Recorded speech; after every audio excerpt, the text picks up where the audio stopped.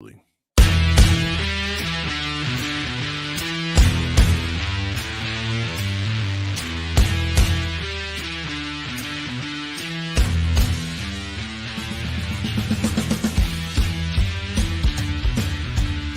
podcast is brought to you by Primary Arms. Primary Arms seeks to provide the best shopping experience for everything firearms. With over 13,000 products from over 400 top brands, Primary Arms carries the complete selection of rifles, handguns, firearms parts, shooting gear, apparel, and more. Every order comes with a commitment to superior service, backed by fast shipping and an expert support team. Primary Arms, serving freedom since 2008. Find out more at frn.deals/PA. Welcome to the AR-15 podcast. This show is for you if you just bought your first rifle or if you've been building them for years. There is something we can all do to take our black rifles to the next level. My name is Nick Dooley, and I am joined, as always, by my co-host, Garth Hofer. How we doing tonight, guys? So we had our very AR Christmas party last weekend. We sure did. Or last week. Weekend. Last week. I don't know. Everything's kind of been a blur to me. I've worked a total of 1 day this year. So I'm over on this year. Hofer's over. Go figure. Yeah, weird. But no, we are here. We are live, and we are. Thomas, I'm pretty sure you were here and commenting to the very AR Christmas. I thought he was, but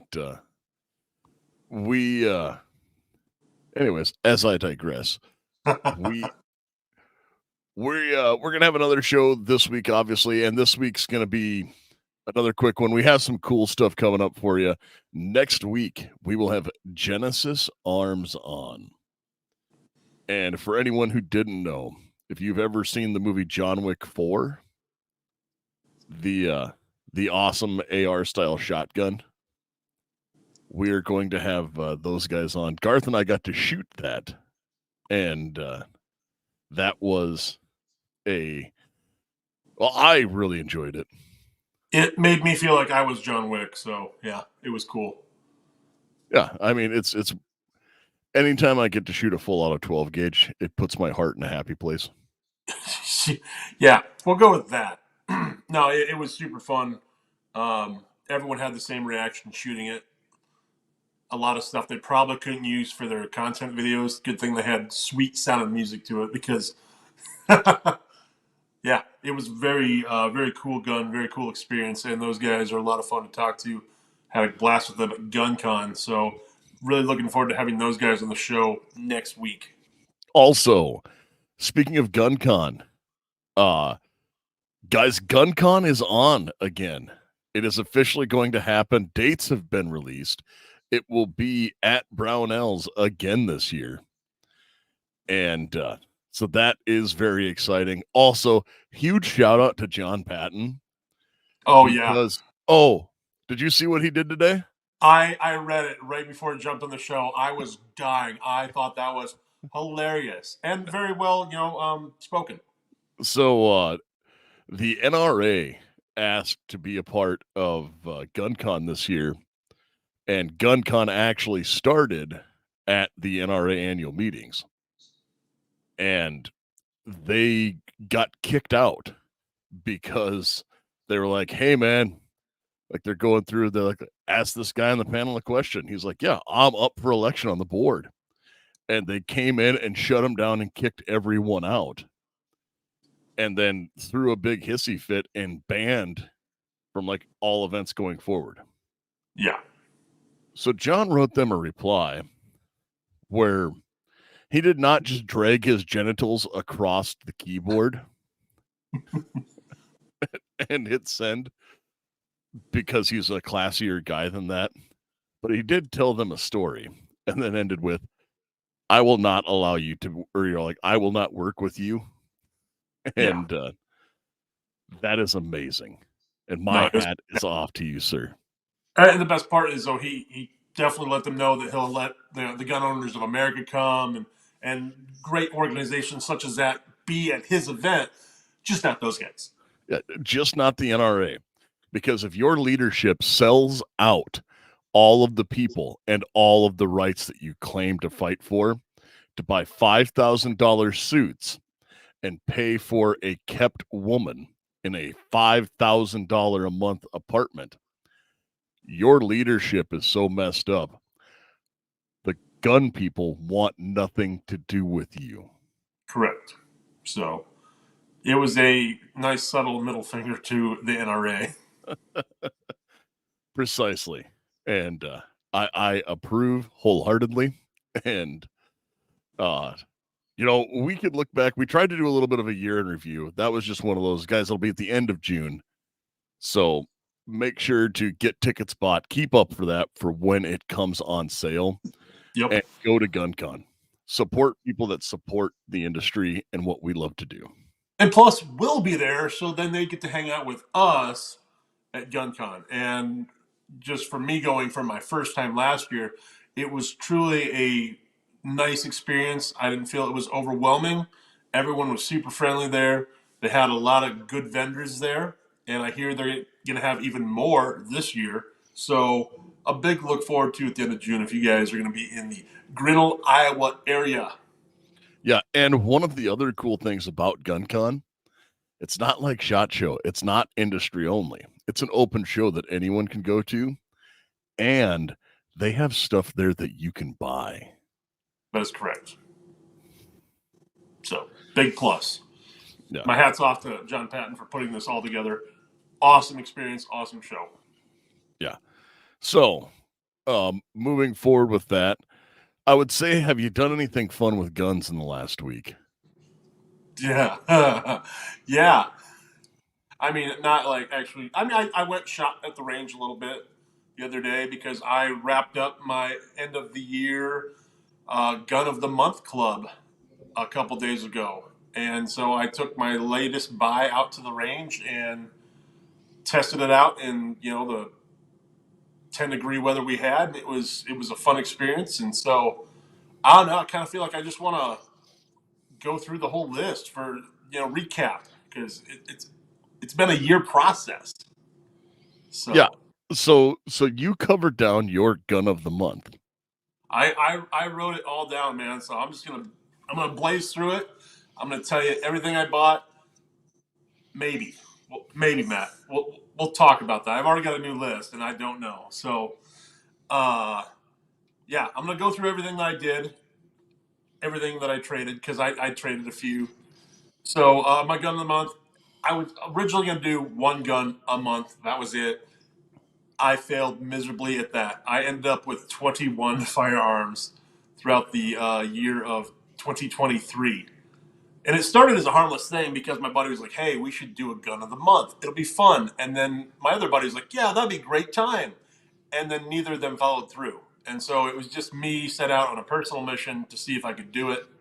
And it was pretty easy. So January, I started out buying a Um, SIG X5. I I'm with Thomas Leith here. Uh huh. Like 2024 is the gun part of the month. Ooh, that would be good, actually. I like that idea. Maybe yes. Okay. I like that. 2024 is gun part of the month. And then at the end, in December, I build the gun. I'm down. Okay. So yeah, SIG X5 in FDE started January. And because I had the FDE one, I had to buy the matching black one in February. So I got another SIG X5. March was a Keltec Sub 2000 that I had Buddy Cerakote in Blaze Orange. And that looks like a Nerf gun, so that's kind of dumb, but it's cool at the same time. Also got the AR crossbow, which isn't technically a gun, so I didn't really count it in there, but it was still a purchase of sorts. April was the platypus. May was the tombstone. June and July were both Canic Miami Day and Night firearms. August, I went a little buck wild and got 4 PSA daggers. September, I went even more wild, but I sold my Scar 17, so that's why I was able to do September. Bought a Jackal, a Mini 14, a Keltec Bullpup, and a Sig M17. October out here in South Dakota is all about pheasant hunting, so I went and got a J&M Pro 930, 18-inch barrel, and then a CZ over under, 26-inch barrel. Glock. November I went real simple and got a Glock, and then in December I went all cowboy guns and went a Henry lever action 357, a Kimber K6 357, and then of course I love the North American Arms, so I bought a 22 meg Black Widow to round out the year. And out of that whole list, I already don't have three of those firearms. And I'm not upset with it. And I'll tell you, so I broke it down to the three worst firearms I bought and the three best ones I bought. And obviously, you probably got to think that the three worst ones I bought were the ones I traded. Well, not necessarily. Uh, I'll start with the Jackal. We've been talking about it for weeks now, and you and I are still all about PSA. I think they're a fantastic firearm. The pistol variant we shot was fantastic, but from the online reviews that Nick looked up, it sounds like the 13.7-inch barrel was just kind of a lemon in general. Yeah, And that's there's been a few people that had problems with them. yeah. So that was a bummer. And could I have sent it in to the company and got it fixed and or traded with them? Possibly. But at that point I was just kind of over it, so it went down the road. The next one was the Tombstone. I was ecstatic when POF dropped that gun because I was like, man, a lever action 9mm. I'm going to shoot this in competition. This is going to be my tractor gun. I can't wait for this thing. And what a bummer of a gun that was. And when I met the guys at POF at GunCon actually, and their big fix was, well, you just got to work the lever better. That was a real disappointment. I mean, on an $1,800 gun, working the lever better is not the solution. That take that gun back to the shop, re-innovate it, and then remarket it. But $1,800 for a responsive work the lever is BS in my opinion. And I can't wait to talk to those guys at SHOT Show because you can bet your butt I'm going to. And then finally, I got rid of the Glock, which wasn't I didn't want to get rid of it, but I bought the original Glock to piece together a 34 that I already had. And so I just basically sold the parts off it and then traded it back out because it was a $400 used gun. And so I got, I think, a $50 loss on it when I traded it back, which, whatever. I took the parts I needed. It sound and the parts that I traded worked. I'm not a monster. There is a functional firearm at a gun shop somewhere, but Allegedly. allegedly. But no, to go back to the top three though, I got to start right off with the Platypus, man. What a fantastic pistol that turned out to be.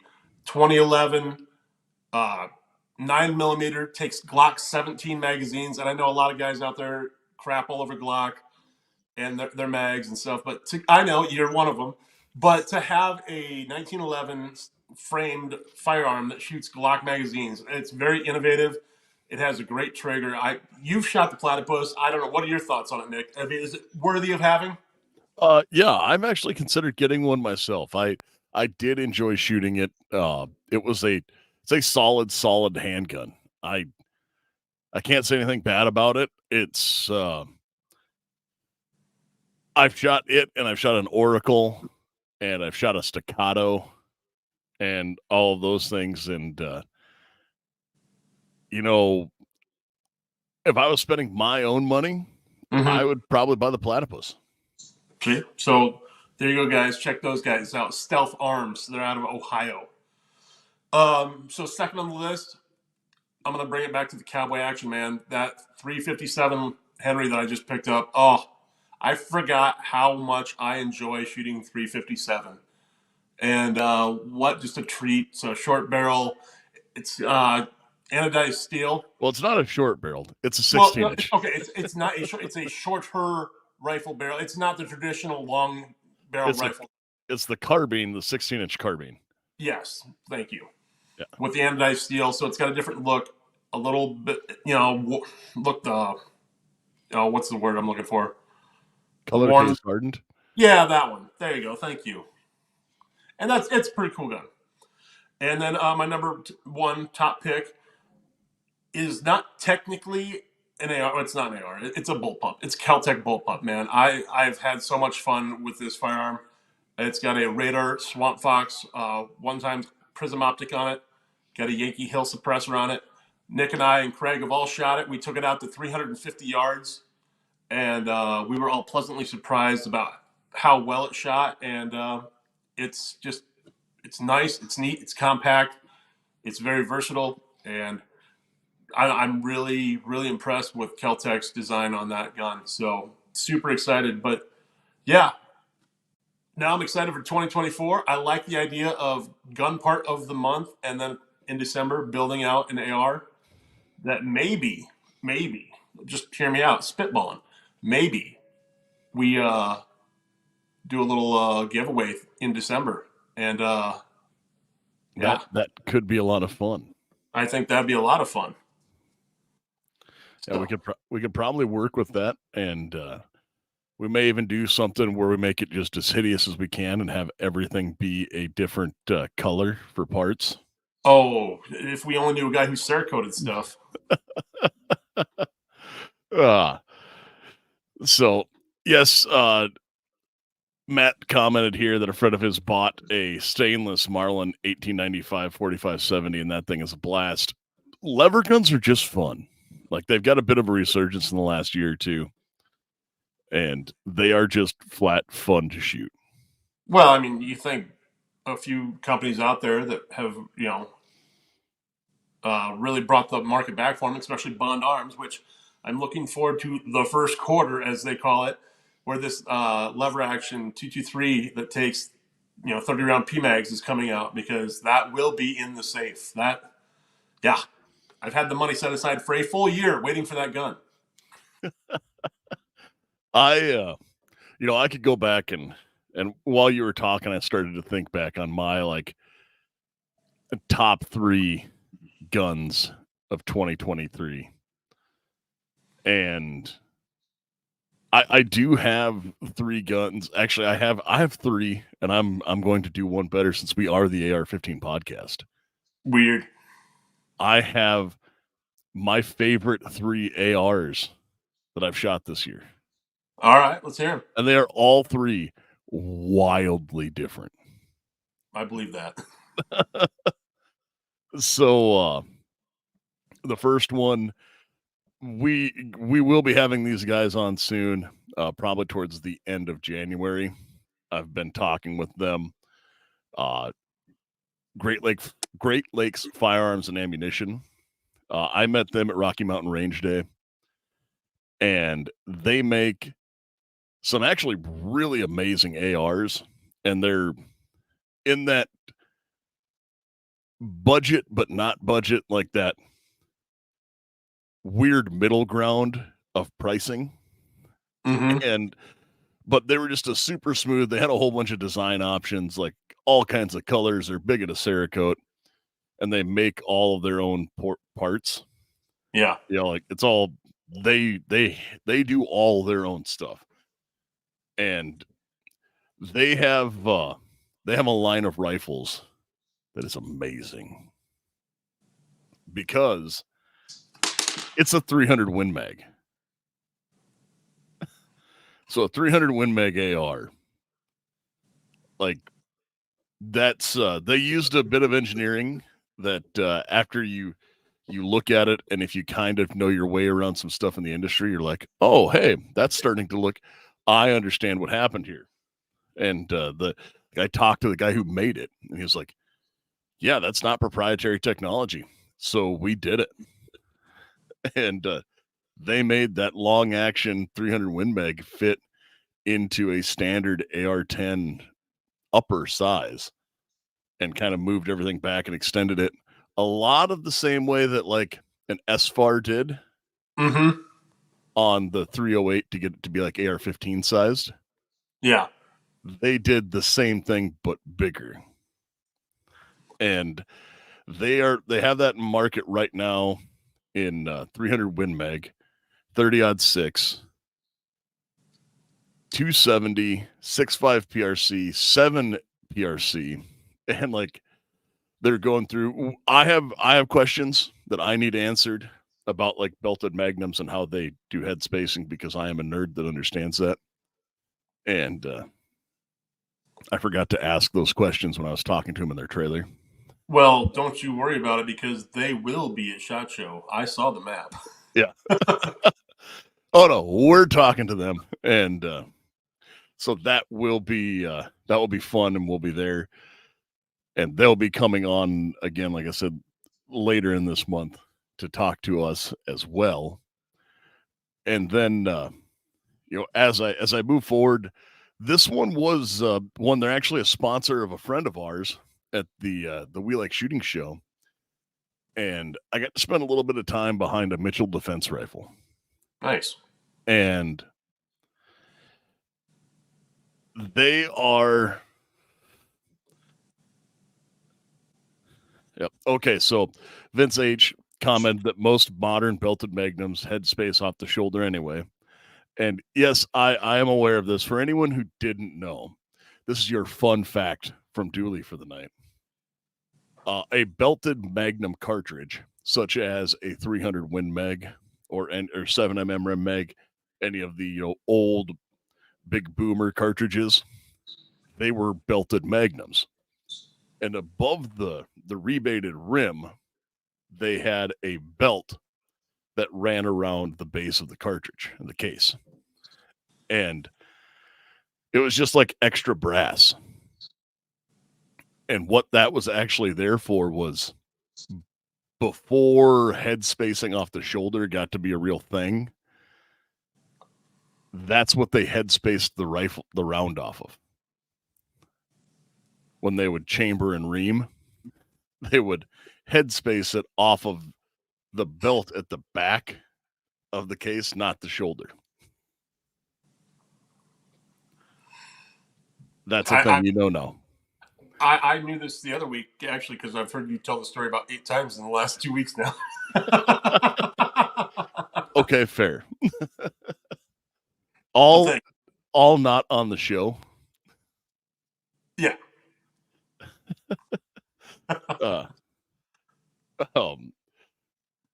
Kevin comments that off topic, you guys rock. Thanks for all the great info in your shows. We try. Thanks for the kind words. Yeah, appreciate it, Kevin.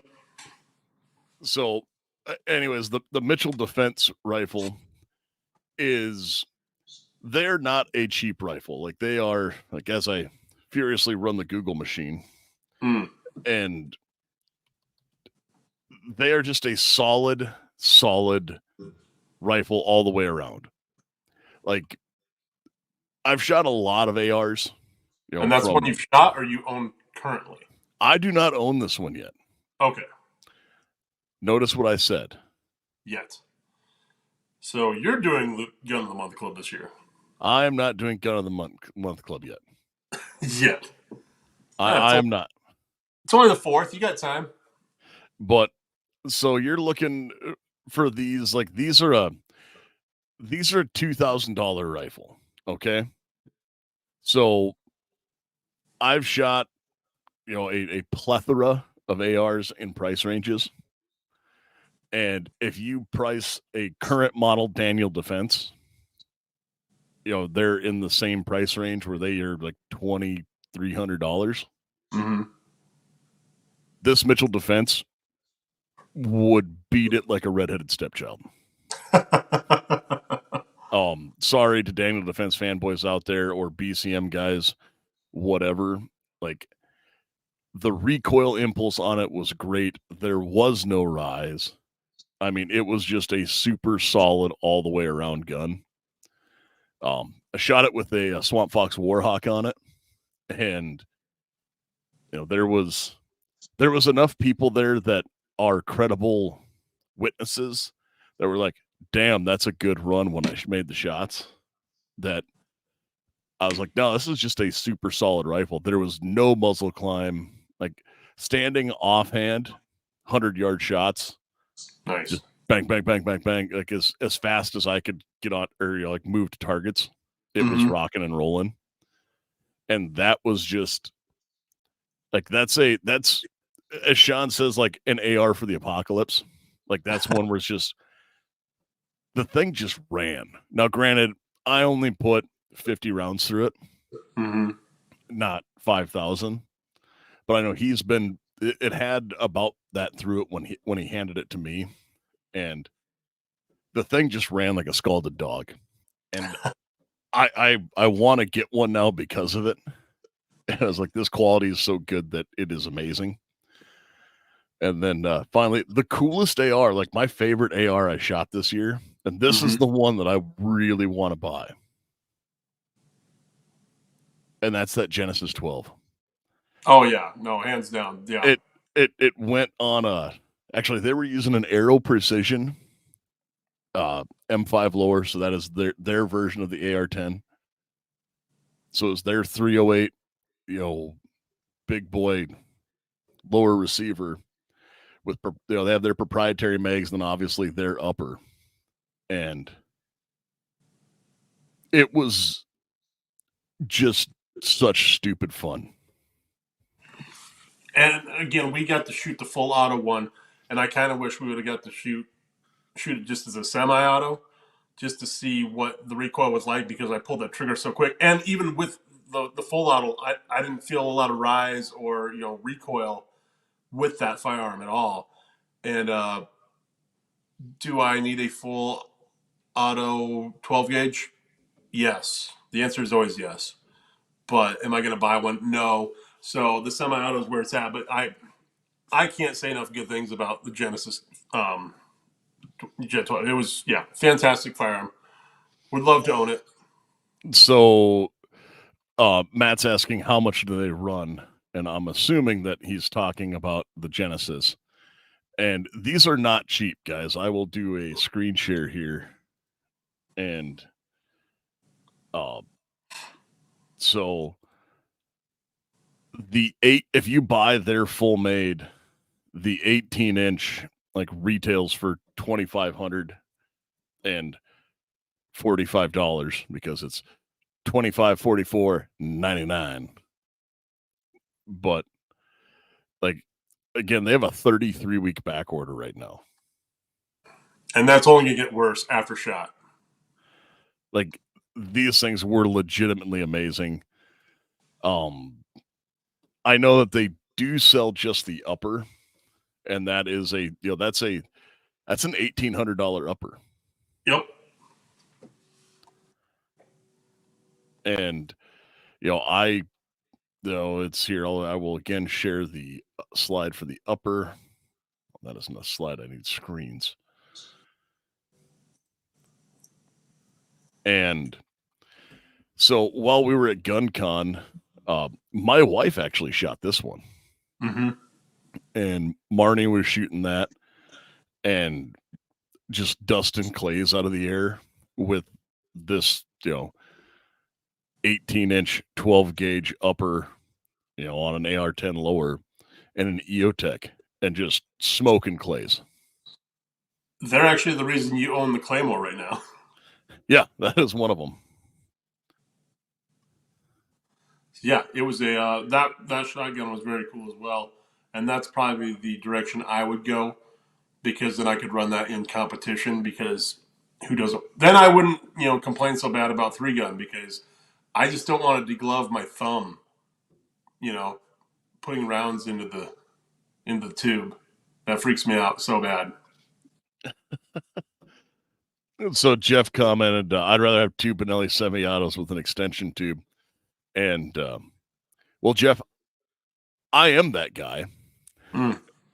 And I have my extended tube Benellis, but I tell you, shooting this thing was such a trip. And, you get 3 megs for that thing and, load them up where you can reload so much faster. And Mm-hmm. if you've looked up the price of like like a worked over Sega shotgun, like the AK variants that actually run. Yep. You're in that same. You're talking the same money. I mean, realistically, that is the pheasant hunter's blocking gun dream right there. Yeah, I'm sure that if I get one in, and yeah, as Matt says here, never saw a person happy with a degloved digit. Yeah. No thanks. Yeah. And I'm sure that if we do get, if either one of us gets one in, we'll probably sell another one or two to some of your neighbors. Yeah. I'm guessing so. Like, I'm not saying, but I'm just saying. So no, those three rifles really were kind of my top three. Mm-hmm. Or well, I shouldn't even say rifles because one was a shotgun. But it was AR platform, so hey. Yep. And I stuck to the like I stuck to the vein. Like, You did. I am the AR guy. Well, it's not like I didn't want to buy an AR. I actually almost came home with one when I was out in Rapid instead of the lever gun that day. But I didn't feel I needed a Banshee that day. That's fair. And this year, like as we talk about and moved gears to looking forward, I I am again, really hopeful that I can get something worked out and get one of those Genesis purchased and put in my safe. Mm-hmm. And that would just be amazing. The other gun that I might actually purchase this year is one that I've been talking about for a while. And no, Garth, it is not the KS7. Oh, okay. Well, enlighten me then, please. Because I'm sure he's going to talk about this because we have had about 200 side conversations. At least I've woken up to so many text messages. This is today's the day. Gonna buy it. Gonna buy it. Gonna buy it. And no, I'm just cheap. I thought you were going to buy that shotgun. Yeah, I decided I needed another 1,000 rounds and 9 more. That's fair. No, I might kind of keep going down this AR-15 operating system rabbit hole. Mm-hmm. And I will probably be picking up a Brownells BRN 180. Nice. It's another bufferless system. It's a different operating system than a standard AR. Mm-hmm. And I think that it would be a fun gun to play with and test and kind of see what we can do with it. Yep.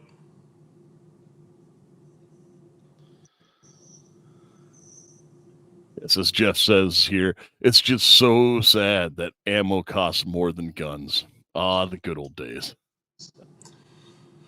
Depending on what you buy, yeah. I mean, it's pretty rough out there. I do remember a time when you and I were buying 1,000 rounds of 9mm for $150, and those days are long gone. Yeah, I have seen 1,000 rounds of 9 back to $220. Yeah. Plus shipping.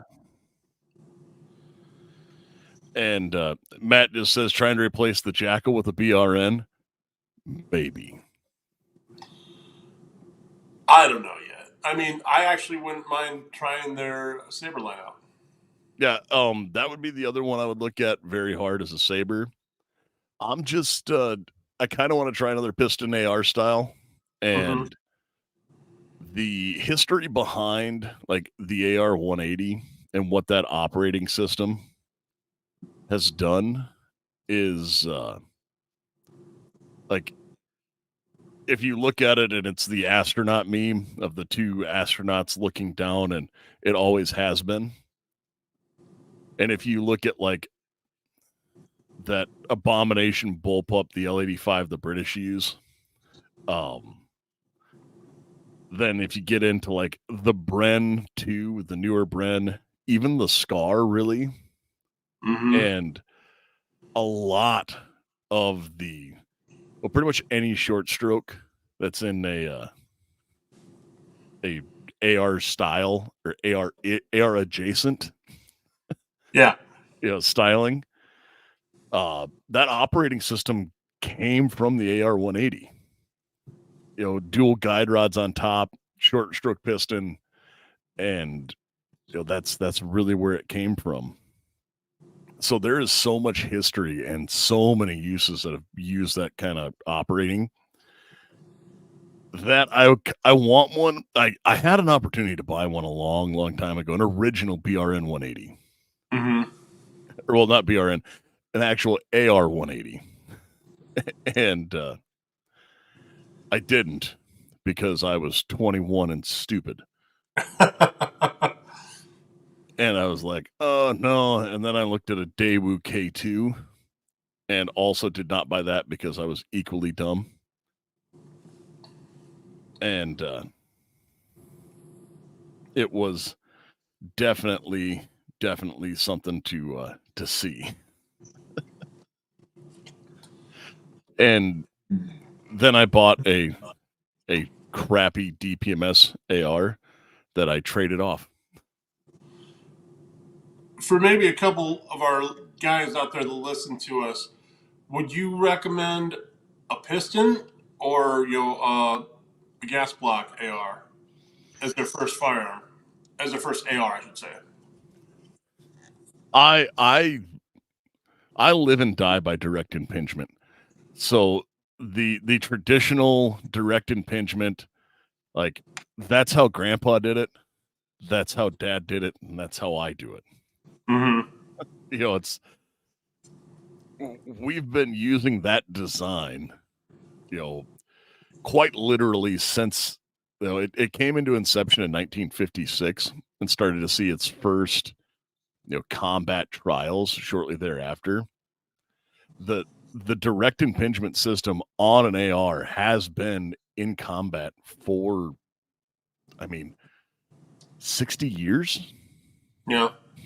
So, no. One, just for parts commonality, if you're going to look at getting your first AR, get a direct impingement gas gun and then move on to later on, like, hey, I want to play with this. I have a very specific use case. Yep.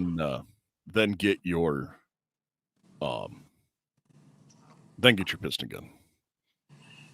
That's fair because my first gun was a DPMS, which was garbage, and then my second AR was a Ruger Piston 5.56 SR, and I loved that gun. It was so nice to shoot, but it was so freaking heavy. I sent it down the road before I knew what I had. Jeff just says, back in 2009, I think, I bought the Ruger Piston AR. Never shot it before I sold it. Was it a turd? Why did they go away? The answer to why they went away was they're too expensive to produce, and they weren't selling it. They were super expensive. Yeah, they I weren't. bought mine. Oh, go ahead. So say they weren't selling a bunch of them, and No. then they came out with the Ruger AR-556 lineup and went back Yep. to a direct impingement system, and that is where it went back to. And so they went from the SR-556 to the AR-556. Yep. Our good friend Reed still runs an SR-556 and will not run anything else. Like, I shouldn't say that. He has a handful of direct impingement guns too, but his favorite will always be that Ruger SR. Yep. That's 100% true. That was my one of the 3 times I've had seller's remorse on a firearm, and I bought mine used, and it was still $1,600 at the time. And then my buddy picked one up for $1,100, and I've been trying to buy it from him ever since. And he doesn't shoot it, but he knows that he's got something good, so he won't sell it to me. And Vince says that he has a BRN 180, and he'd want a Jackal doing it again, but would want the 14.5 that isn't pinned and welded yet, so he can put the muzzle devices that he wants on it. Yeah, that's smart. Yeah, which is a very solid way to do it. And now that braces are back on the menu, that's probably something you'll see. Yeah, I think the pistol variant might happen this It's 2024. We'll see. Not too worried about it right now. No, there are plenty of other things. Like I said, I looked at that BRN, and as Thomas sits up there, I feel fuddish looking for a 45. I have a dilemma on my hands. He does. He's talked about it in length. Go ahead. Tell them though. So I kind of want to get. So I've always had this weird inclination to like shoot a proper He-Man 3-gun, where I shoot my 308 carbine and my pump 12 gauge and my 45. And well, I have a 1911 and I can run 10 round mags and do all of that. Kind of always wanted the high cap 45. And I'm like, oh, FNX Tactical, that is obviously what I should get. And then FN comes out this year and drops that FN 545. And that FN thing looks awesome. See what I did there? Yeah, I did see what you did there. And it's awesome. So dumb. But no, my hang up is, do I get the 45 or the 10 millimeter? As a guy who's never owned a 10 millimeter, I'd be interested to know what that sheet's like. And as a guy who really doesn't want to add another caliber, yeah, I kind of want to just keep 45. But I see that as the votes come piling in from the chat here, we have 10 millimeter, because we all know it's best millimeter.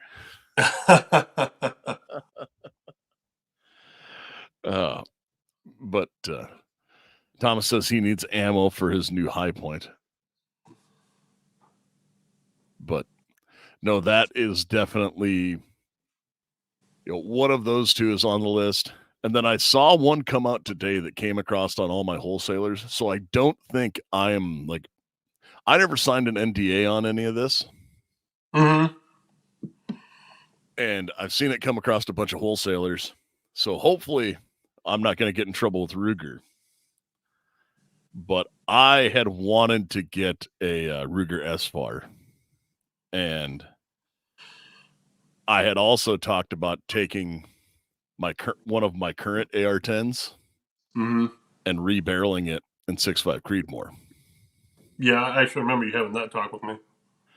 And well, now Ruger is making the S-FAR in 6.5 Creedmoor. We all knew that was just a matter of time.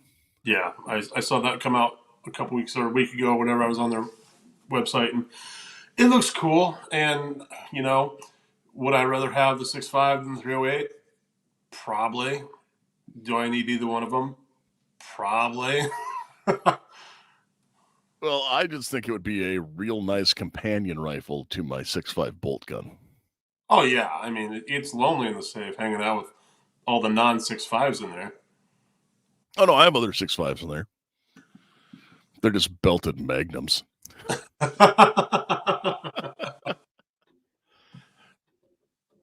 No, it's if you actually go through, I think, let me see, the loneliest caliber I would have in there would be 243, because that's the only 6 millimeter I have. Yeah, no, I don't have a 243 in this house. Yeah, I have one youth model 243. It's fair. Other than that, everything is standardized on, well, they're not all the same caliber, but like it's 30 caliber. So yeah, 300 Weatherby, 30-30 Winchester, 308. Maybe even count that commie gun. It's terrible, but it has one. it's there. Yeah. And then a 300 Blackout, and then one or two 223s. It's one or two that I know of. Your gun is Your gun safe is like going to Narnia. Just start reaching in, and it does hold an astonishing number sometimes. Well, that's, like I said, it's like going to Narnia. You're at, hey, Thomas, give me another gun. And Thomas the goat, that guy. That might be why sometimes I find things. We're going to dive or go off from our standard tangents. We have a left-handed question for you. I see this. Garth, left-handed question. I'm a lefty too, but never had a left-handed anything. Curious if you have ambi safeties on your AR. I never saw a need for one. Easier to hit with my left hand on my AR. So the only gun I have that's ambi, fully functional ambi, is my SIG M400. Beyond that, personally, I prefer shooting right-handed firearms, rifles and shotguns and all that stuff. Just for functionality, I think that it's easier for me, especially just say I'm holding a bolt gun. It's easier for me to keep on target with my left eye and reach up with my right hand and run that bolt than it would be for a guy who's shooting a gun right-handed, because then it feels like it's getting crossed all over, and I just don't get that. Like a left-handed bolt to me would be super weird. The same with an AR. To me, it doesn't feel awful at all, but maybe that's just because I've been shooting right-handed guns my entire life. But no, to me, I think lefties are at an advantage shooting right-handed firearms. And Matt says, I like the ambi in case I lose a part of me if things and such happen. That is correct, but you need to train like that and shoot from both sides. Yeah. So I think the majority of mine have ambi safeties. Well, yeah, I mean, most of the ARs do have ambi safeties, but as far as like mag releases and all that good stuff. So Jeff has a final question. That hot brass sucks, though. Do you shoot 1911s? That is too much. The only 1911 I own is the 2011 Platypus. Otherwise, no. I thought that having a 45 1911 was something I needed to have in my safe because it won 2 world wars. But since we're on the 5 minutes to midnight on World War III, I think the 2011 will do just fine. You talk about 2 world wars in the 1911, but nobody talks about 2 Gulf Wars in the Beretta. Pinky out, right? Yeah. Get all fancy on us. Oh, that's just one I have to make because it is part of my contractual obligations with myself that I bring that up at least once, especially because when I bring that up, I can roll right in to VZ grips. And VZ grips are great because they're machined from a solid block of G10. And G10 is great because it's durable and doesn't get slippery when covered with mud, blood, or sweat. The 17-degree grip angle and a wide variety of textures from mild to extreme, along with color options available. Along with shorty versions, 1911 grips to win that 2 world wars. Extreme customizability with standard slim palms, well as thumb notches, safety cuts, bottom profiles, and more. More than 25 textures and 27 colors are available.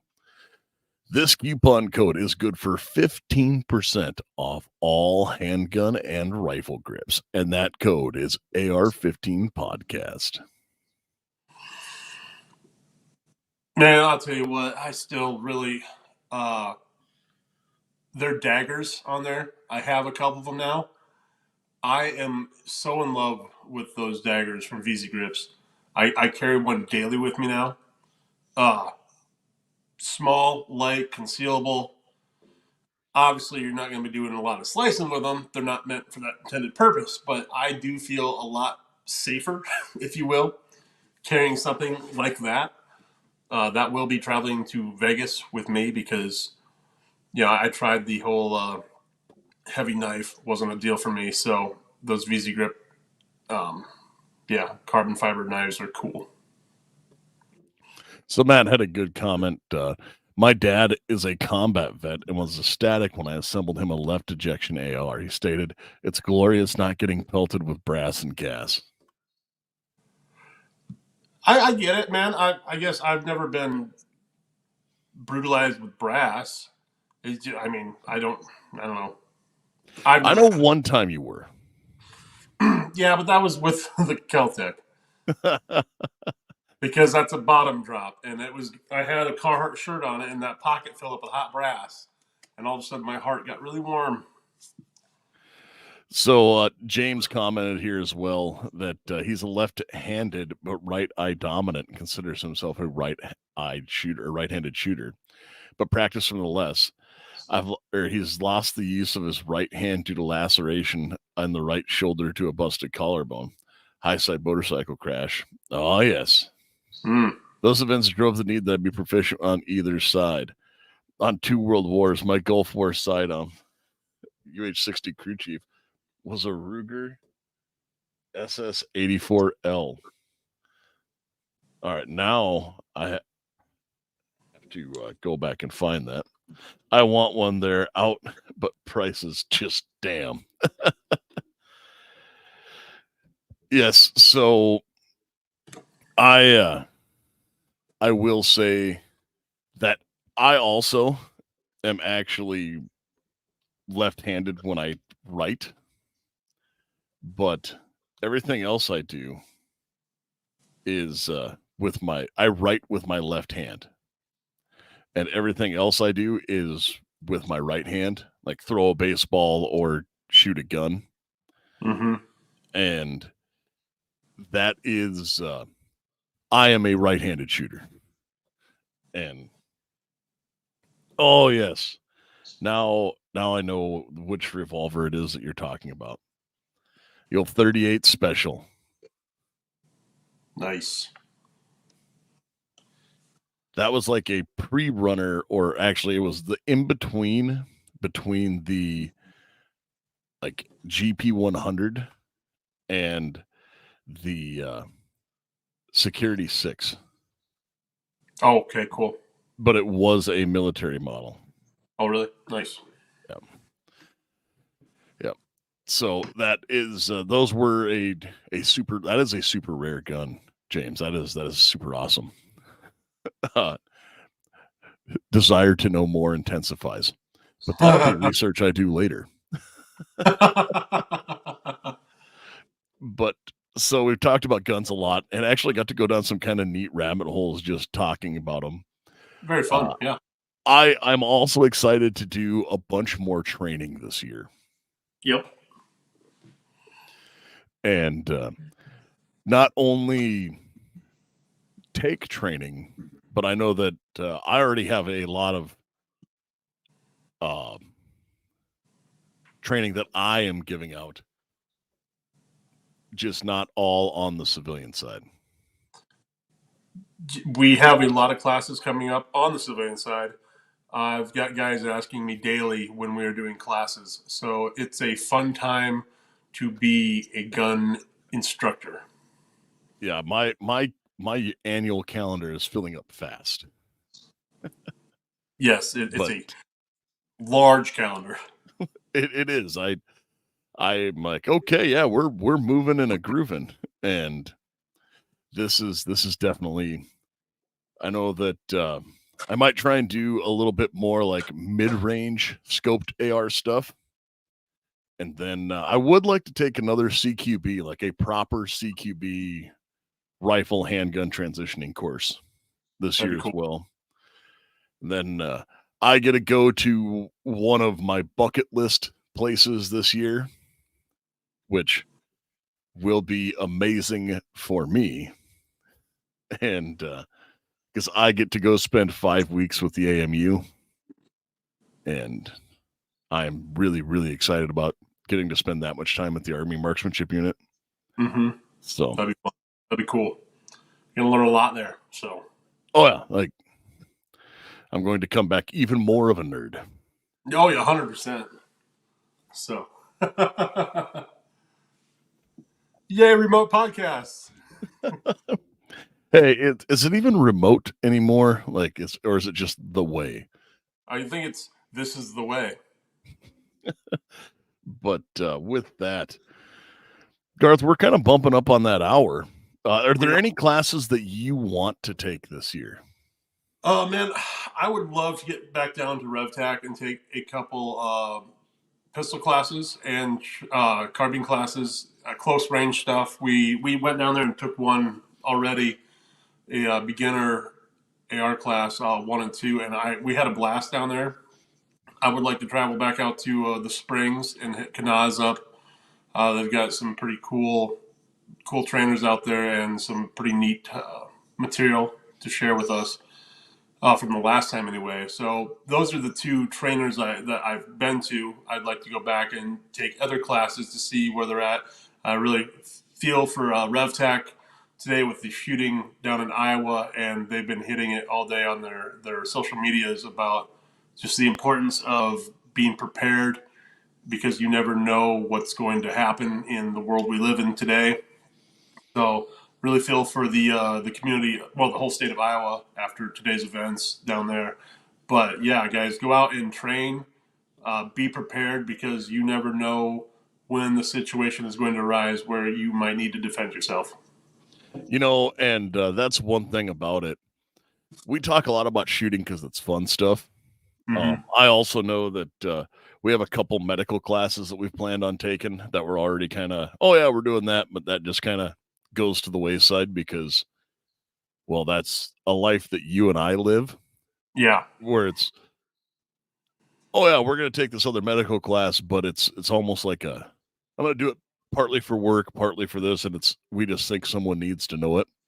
Yep. But we're doing the firearm stuff. Woohoo! Yeah, guns. Pew pew pew. And it's events like what happened today just show how absolutely important it is to get medical training. Mm-hmm. Find a stop the bleed class. Take a stop the bleed class. I'm going to say something that's controversial for me. Instead of buying another magazine, buy a tourniquet. Get a good quality cat tourniquet. And that is from the guy who says buy magazines until you have them at a generational wealth. Yeah. Yep. Guys, buy tourniquets, buy magazines, get all that stuff ready to go. So we live in a very uncertain world, and 2024 is going to be a very uncertain year as well, I'm sure. Oh, I'm sure. Garth, do you have anything else to add so we don't end on a Debbie Downer note like I Yeah, just they should probably go out and check out Patriot Patch, patriotpatch.co, guys, for all your morale patches, for all your pop culture patches. They have tin signs, they have stickers. One of my favorite stickers they have is the 4 rules of gun safety. That's one of the signs I have as well, the Tree of Liberty. It's a great sign.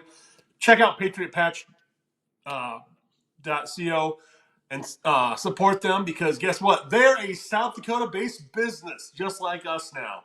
So love those guys. Love Jake over at Patriot Patch. So guys, go check those guys out, please. Correct. And guys, just go out there, get involved, and it's oh, sorry, I got distracted reading a comment, but I'm sorry those things happen to me. It's been a long week, and it's going to be a lot longer. So, guys, again, get training, get medical training. Yes.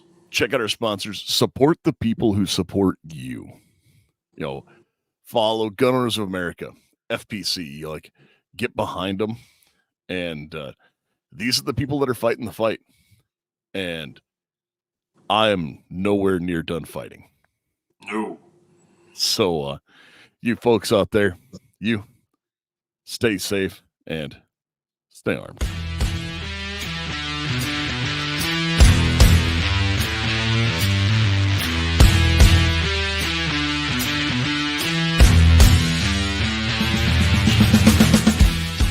Support the people who support the show. Primary Arms, VZ Grips, 4patriots.com, and Patriot Patch Company. Be sure to check us out on social media. AR-15 Podcast 2.0 on Instagram. AR-15 Podcast 2.0 on YouTube, AR-15 Podcast 2 on Twitter, AR-15 Podcast on Facebook, and wherever podcasts are found. If you just want to drop us a line, let us know how we're doing, or give us a show idea, make sure to send that email to AR-15Podcast 2.0 at gmail.com.